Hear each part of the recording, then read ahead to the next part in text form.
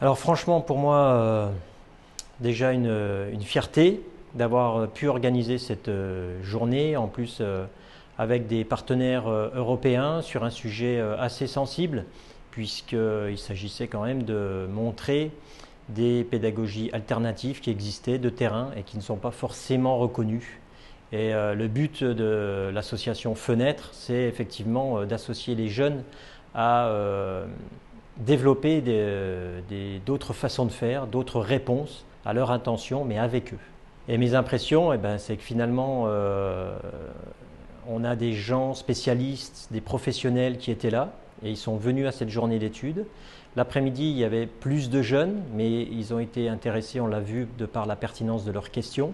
Et je pense que cette association des spécialistes, des acteurs de terrain et des jeunes, de travailler, de réfléchir en même temps, donne des propositions, je trouve, intéressantes. Et je pense que c'est ça qu'il faut développer comme pédagogie alternative. Et on parle sur Fenêtre et encore plus sur l'Europe d'éducation non formelle, l'éducation non formelle qui vise justement à associer les jeunes à prendre en compte leur discours et le savoir-faire puisqu'ils en ont, mais qu'on ne reconnaît pas forcément parce qu'en France, on est sur des éducations assez hiérarchisées, c'est-à-dire qu'on installe les jeunes dans des positions d'écoute, mais pas forcément d'interaction et de mode participatif.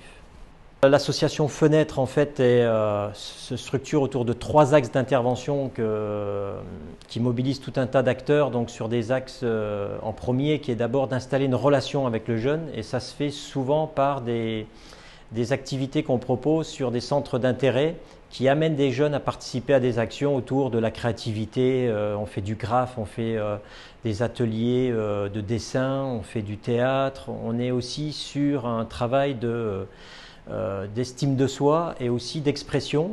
Et on va le traduire avec l'association Les Cités d'Or sur le développement de compétences humaines, c'est-à-dire d'être soi, de s'affirmer tel qu'on est, de faire attention à tout ce qui peut nous parasiter en termes de manipulation et de récupération. Ensuite, on va travailler justement sur le déplacement du corps. On est sur des aspects de la mobilité, c'est l'axe numéro 2. On va travailler, comme on vient de le faire aujourd'hui avec ces échanges internationaux.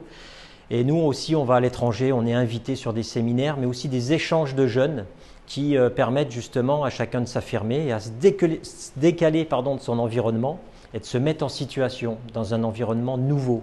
Et ça, c'est très intéressant de voir un peu comment un jeune réagit sur ces échanges-là. Donc on le fait avec l'association Eurocircle.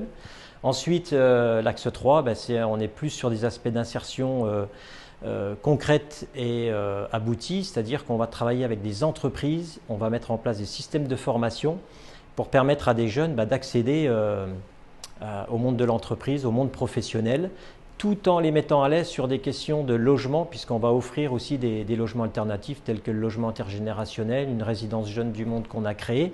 Et donc voilà, de donner un peu une impulsion à ces jeunes pour leur permettre d'exister.